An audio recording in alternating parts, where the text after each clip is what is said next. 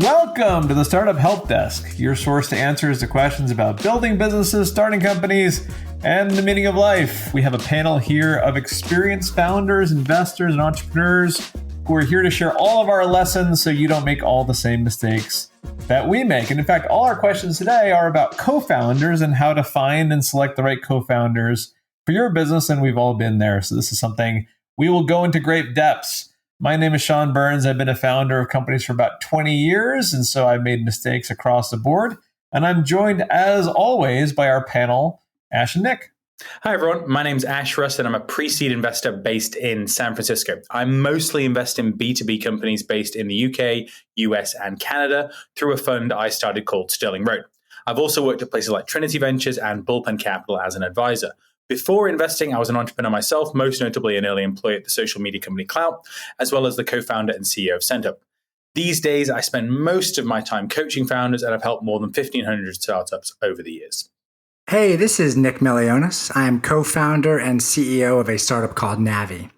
We help people learn innovation skills, solve mission-critical problems, and bring new ideas to life. I've supported hundreds of startups and innovators on their innovation quests, and I can't wait to jump into today's questions.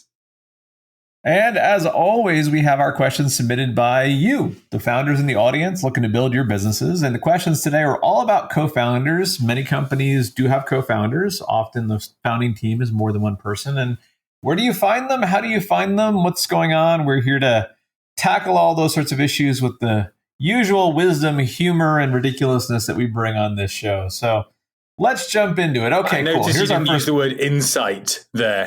Good omission.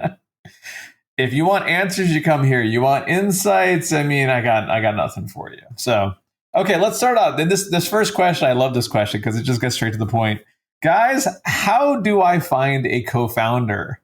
Ash, what do you think? Well, it's certainly a common problem, and a lot of people start a business by themselves or have an idea, so you're not alone in this. One of the latest things to come out in the last couple of years that's really working well for people is the Y Combinator co-founder matching platform. Anyone can sign up for that. You're going to get a lot of meetings from that. Some of them are going to be of varying degrees of quality, but they also have a recommendation system now. So if you have some friends who are perhaps in the Y Combinator network, they can recommend you from the other side, and that might improve the quality of the people that you're meeting or increase the number of people that you're meeting. So that is something that's relatively new and is really working in a surprising way. Second option is kind of going to the more traditional approach, which is looking through your past networks and mailing lists. The classic examples are your university, grad school, employers, those kinds of things. And then the third option is the random walk. So this is talking to the best people you know in tech, telling them that you're looking for a co-founder and asking them who the best people they know in tech are. And eventually, you should find somebody who is a great person in tech, and B, looking for a co-founder role. Well, so Ash, let's say you don't know somebody really well, and so you're doing some of these things. In your opinion, is it better to find a co-founder that's a stranger that you don't know, or just start the company yourself without a co-founder? Like, it seems like there's a lot of risk in engaging with strangers at this kind of level. Well, you need to mitigate that risk by doing trials and side projects with people and giving yourselves time to work together before you commit full time, and then further giving yourself an investment cliff on the equity of usually 12 months or so, or a vesting cliff on the equity of usually 12 months or so, which then protects you in the event that it doesn't work out. But in most cases, it's unlikely that you're going to have a close friend as the exact skill set you need as a co-founder. Fair enough. Nick, what do you think, man? Yeah, that's awesome. I got a similar question for you two on this. Part of the issue when it comes to a co-founder is that often it can be helpful to have this history where you've already built up some kind of rapport before the moment strikes. And so just a question in terms of what you two have seen from successful co-founder situations. Have you noticed any trends in terms of a co-founder that succeeds if you already have this established relationship versus you've already started the company, now you're bringing somebody into the fold and it's based off of some compatibility at that moment? Oh, I think in my experience, there's two kinds of co-founding teams. There's co-founding teams that have worked together before in high pressure, stressful situations. so they know how each other reacts under pressure. They work out very well. And then there's everybody else that doesn't, frankly. I don't care if it's a stranger or your best friend. Like, if you have not been in a high pressure situation with someone, you don't know how they will react. And I guarantee, I'm not saying that they're going to turn into like, Mr. Hyde, but they probably will react in ways that you don't expect. It leads to conflict, leads to issues. Okay, we're going to have to explain that reference for people that weren't born in 1940. That's Dr. Jekyll and Mr. Hyde. This is a very old book. You don't need to look it up. Wait, do you think it was written in 1940? I'm sure it was. I'm talking about people who were born in 1940 that would know about it. Okay. Apparently, this is not the literary history podcast. If you want literary history, you got to go somewhere else. This is America. What are you doing quoting literature? Oh, that is good. I like that, though. I think the framing around having some proof point that says you have compatibility around operating in stress is key. What I've seen from my experiences is that ultimately just increasing your surface area for luck is the golden ticket. Part one of that is building your startup and then utilizing that as a way to meet interesting people. Part two of that is going to hackathons, going to conferences, and asking for warm intros within your network. Those are critical ways to identify some qualified folks. And then, of course, I think the thing that both Sean and Ash have mentioned here is actually working on projects together. One thing we did was hosted a hackathon with some collaborators, and that ultimately resulted in a co-founder relationship being established. And so find creative ways to build projects. How creative? Like pancake breakfast creative? Pancake breakfasts are always the golden ticket. We know that you just can do no wrong on that front. Guaranteed, find a co-founder in 15 minutes. Just add I think you're right. Mix. I think you're right about that. A serious question for you guys. Yeah, this wasn't asked in the question, but I'm curious. Do you even need a co-founder? Is that like necessary, or are there certain situations where you do need a co-founder versus not? Very rare nowadays that you would see a big business with no additional co-founders. I'd say you see an awful lot of businesses with a very dominant founder, but ordinarily, if you want to build something really big, you're going to have a lot of other people involved, and a good chunk of them are going to have to sacrifice a lot. So they're going to need long-term, high-quality incentives that are aligned with yours, and that basically means co-founder equity, because that's all you can offer early on. Agreed. Yeah, I completely agree with that. Interesting enough, the first time, I don't agree with both of you guys. I have a lot of examples of solo founders that have gotten quite far. Mostly because even if you have a co-founder, they typically don't stick around long term. So a lot of it's a short term arbitrage.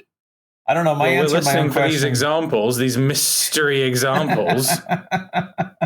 I wonder sometimes maybe it's that you need a co-founder if you don't have the skill set to start the company on your own. But if you do, I don't know, maybe you can. Mm-hmm. Well, we can find out. I don't want to answer my own questions. Even the people I have in my portfolio who started off as solo founders and said, oh, this person that is like our CTO or whatever is not a founder. Now they call them a co-founder and they're in all the meetings. So I think that maybe people evolve into that for sure. In some cases where there's a very dominant and maybe high profile founder who's got a lot of experience versus someone who maybe has less of that. But I mean, maybe Away, is that one that where the founder was solo right the way through to a pretty big outcome? I don't know if there are many where it's just a pure solo founder when you've got a public company. But I don't know, could be wrong. Fair enough. Well, being wrong is not part of the purview of this show. So we'll move on before anybody can look it up and try to prove us right or wrong. Cool. Ash, what else is on our question queue for today? Okay, so second question. When should you add a co-founder after your business has already generated investors? So after you've already got some investors, when should you add a co-founder? And if you do add a co-founder later, how do you do it? Yeah, this is an interesting one. I think part of this question is trying to understand, does it make sense to bring on a co-founder prior to fundraising versus after? And of course, it's unique per the startup founder. If you've already fundraised, then of course, the when should you add a co-founder is as soon as there's an urgent need.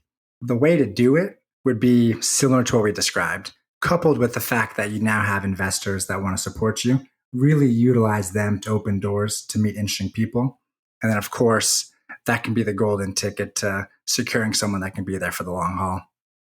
Yeah, I agree. Actually, my personal opinion is even if you have co-founders, typically what happens is you start the company, you kind of get the bandwagon moving, and then you hire on your co-founders. People love joining bandwagons that are moving. They really hate, getting them started.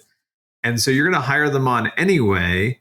So it almost doesn't matter so much when you raise money. Did you raise money yet? Did you launch? I think Nick said it right. When you have an acute need where you need someone that's really deep in the company to help you get to the next stage, whether or not you give them the co-founder title. I mean, Ash said it before, sometimes somebody joins 6 months into the company, they get a co-founder title. They join a year into the company, they get a co-founder title. The co-founder is a title, and it's a lot less specific. It used to mean that you were there on formation day. So you were listed on the docs when the company was formed. It doesn't mean that anymore. And so at the point at which you acutely need someone, you bring them on. There's a difference, though, between hiring an employee and hiring a co-founder. A co-founder is somebody who you want involved in all sorts of investor relations and board meetings, and they're going to own a lot of the company. So better make sure it's somebody who's going to contribute in lots and lots of different ways. You don't want to bring somebody on board who is doing one specific niche part of the business and call them a co-founder, I guess, unless they're really good at that, and that's like what they specialize in. So, but as Nick said, make sure whoever you bring in the company, I don't care if you're hiring people or co-founders, make sure these are people that you understand how they're operating under pressure, because there's going to be a lot of pressure. Also, I think the other piece of this question too is when you're incentivizing someone to be in this co-founder title, what kind of equity do you give them? The thing I see time and time again, as the company has matured, and let's say you've got to a point where you fundraised, I've seen the individual founder really try to hold tightly to the equity and not be so doting when it comes to the equity they offer to this prospective co-founder. I would caution against that massively. The big win here, it's binary. Either your shares are worth something or they're worth nothing. And so I would always optimize for the win versus optimizing for you having just absolutely maximize your amount of shares. What's your take on that? Dude, I once acquired a company where there was two co-founders, but one of the founders owned, I don't remember what it was, 85% of the company. And the investors owned another, I don't know, it was 12% of the company. And his co-founder and employees were all stuck owning the remaining, single digit percentage between them. And when we acquired there's so little you can do to help fix that problem. These employees and the co-founder were so vastly undercompensated. It's not exactly what you're talking about, Nick, in that if once you have investors, there's only 100% the cap table. There's only so much you can give somebody. But generally speaking, you want to be more generous than that. Hoarding all the equity for yourself. I mean, it could submarine deals like that. Like that acquisition almost wouldn't go through because that gets tricky. We can't do anything for these employees. And are they going to be motivated? I mean, who knows? Right. The other thing is that when you have that kind of split on equity and there's tens of millions of dollars at stake, people start behaving very strangely, especially if they own it all.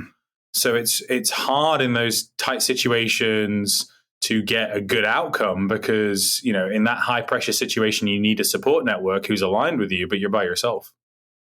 Speaking of which, I just got our multi-million-dollar payout from our sponsor. I'm taking a long vacation. I'll be back in a few years. I'll catch you guys later. If the IRS is listening, I have not seen $1 of this. Agreed. Not $1. Yeah. It was all in Dogecoin, though, so it's fine. It's totally fine. Just like real money.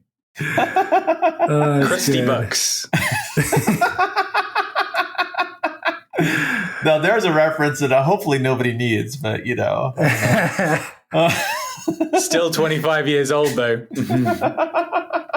Nick, save us from our pop culture references.